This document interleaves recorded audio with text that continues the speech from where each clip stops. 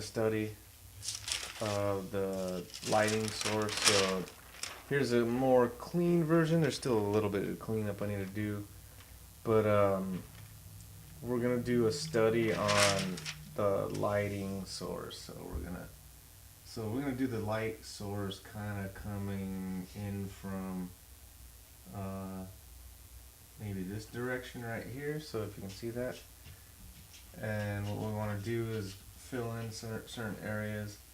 I'm not worried about this top part. What I want to do is get the structure of the facial planes.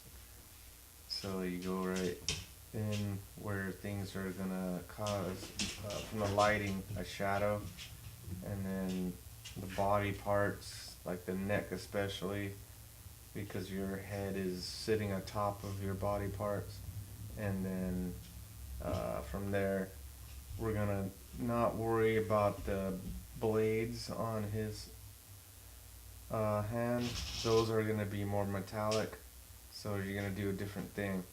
What we're gonna do right now though, we're gonna start off okay at the top again. So with our cleaned up version, sorta, still gotta fix the claws, and we're gonna go right here. So what I want to do is like do an outline of my area on the study.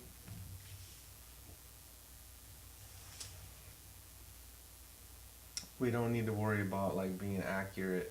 We just want to get the study of where our light's gonna hit. And so let's work in the lines to kind of guide us. We don't need to be accurate. Like I said, we're more about getting the values in of what we're trying to do. And that way when we do the painting, the underpainting, we can get the values in with the underpainting and the monochromatic paint. And here, let me just do this real quick. And then from the underpainting, we can start filling in our highlights, and that's where it's going to be at. Right now, this is just to know where we're putting everything. I didn't tape it down that great, just to move along, so don't worry about any of that, because we're not going to do any values on that part anyways. So we just want to get in the lines and do the rendering to know where our light source is coming from, so we can get in there and get into the painting part. So I'm going to show you a little bit on this part. So I don't like to use too often. I don't use the stubs, as they call them, I guess, for shading. I just use my finger. I just go in like this. I just think that I get more accuracy and smoothness for it. See, as you can see right there. So, and then because the light source is hitting right here, that's why we have the outlines I did right now, to kind of show that that part is going to be highlighted. So in the after the underpainting of the gouache, we're gonna have of course the highlights when we use the pastel. We're gonna use chalk pastel. We're gonna use the broad ones like the Rembrandts. We're also gonna use chalk pastel pencils. So I like to use like highlights for that. I don't use dark chalk pastel pencils. It's just necessary because you want to go from dark to light when you're working with chalk pastels. It's almost like oil painting or acrylic painting. And what we're going to do is have an underpainting that's already going to be dark. So you want to go with that monochromatic, and then when you put the chalk pastels in, then you can just use lighter colors. And once you get the lighter colors in, you can see like the big difference, like with the contrast, and you're gonna make it pop. It's gonna come out. So we're gonna continue on putting in the values of where our light and shadows are gonna be, so that way we know where we're gonna put our painting and where we're gonna put our light source with the chalk pastel. So we're gonna do that, and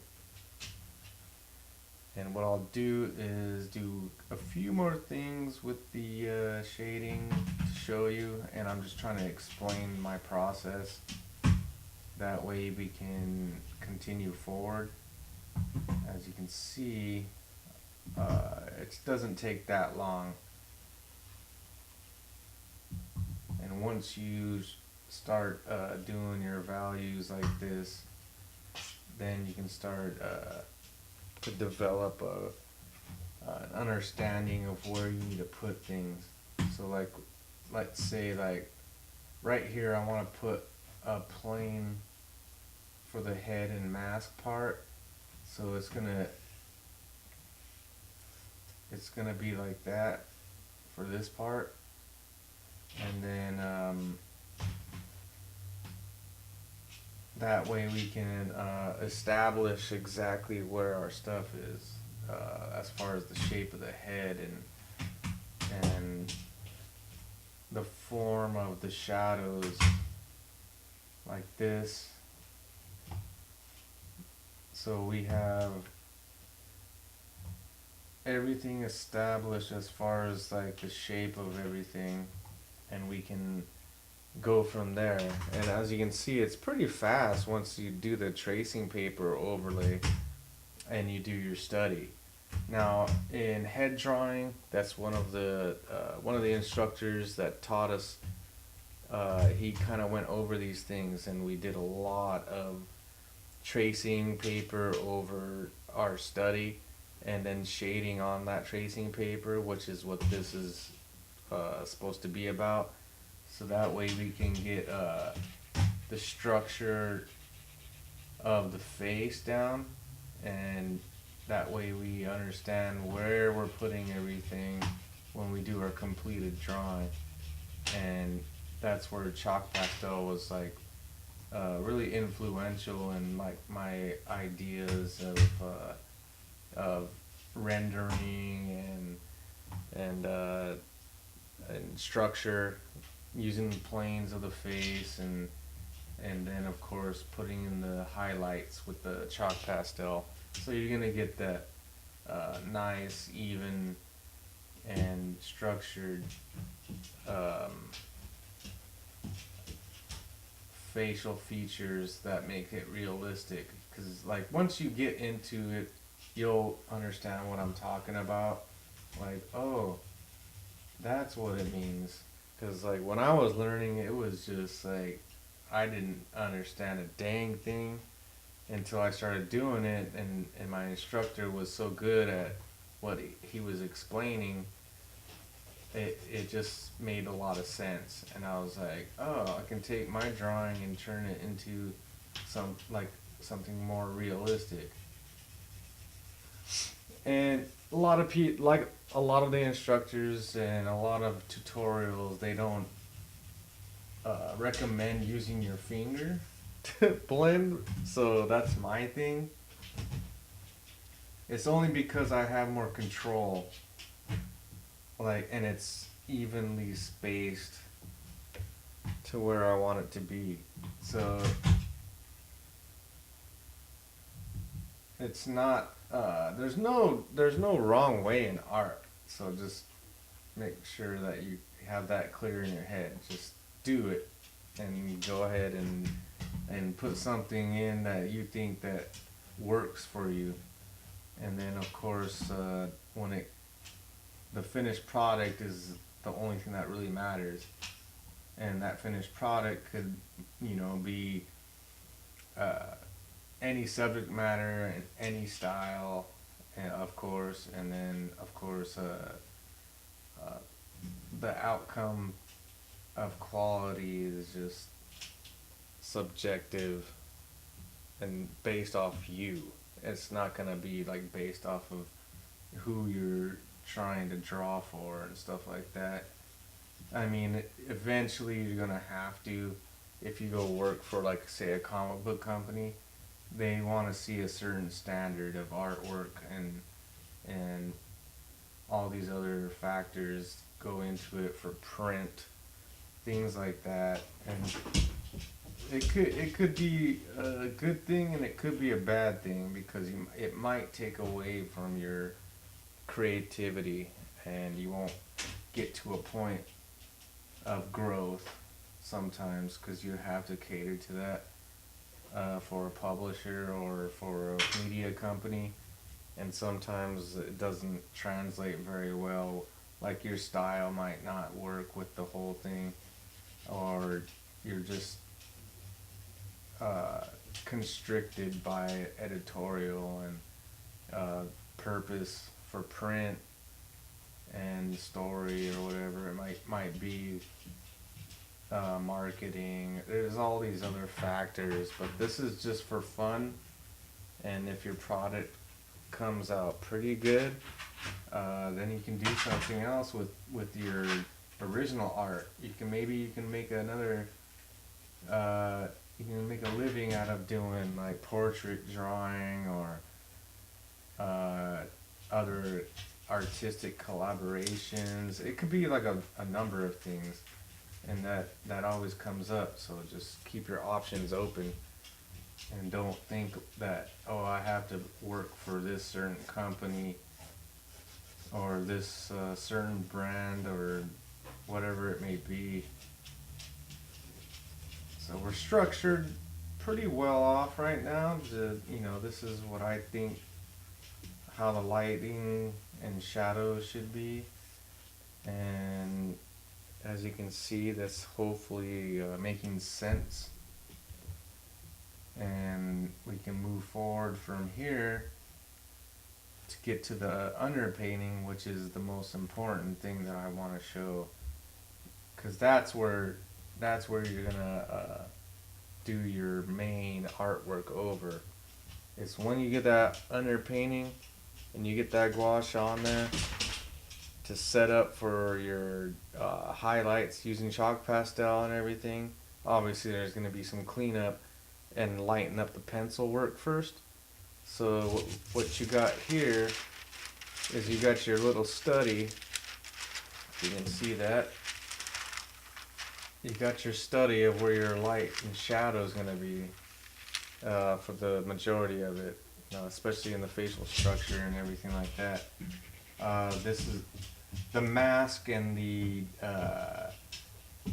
shadows are going to be obviously the darker sections of your painting, and you're going to want to make sure that you know exactly where to put everything, and that's what the purpose of this is. So that's what this is about, and I'll complete this and then we'll move on to the actual underpainting. So we're pretty much done. I hope you like what you see and you understand what I'm doing, and you try to experiment with the same technique and find your own style and areas of strengths.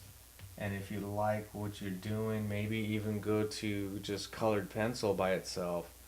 It doesn't have to be chalk pastel or the underpainting being gouache. You can maybe like switch that to watercolor as an underpainting and then use gouache over it.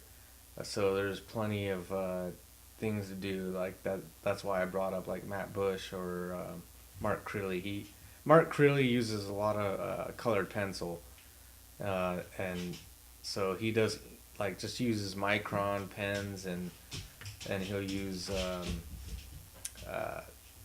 colored pencil to do most of his work, which is like interesting because like not a lot of comic book artists will use that. Uh, Matt Bush, I mentioned him. He works in mixed media as well. He uses pencil, of course, to lay out his work.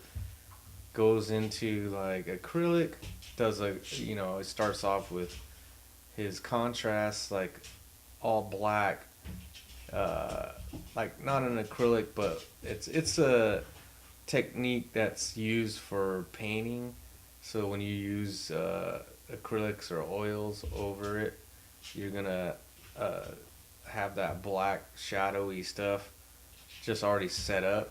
And then once you paint in, and then he uses a little bit of airbrush and colored pencil. So you're gonna have fun experimenting with these techniques, and we're gonna come back pretty damn soon trying to get this done. All right, take it easy.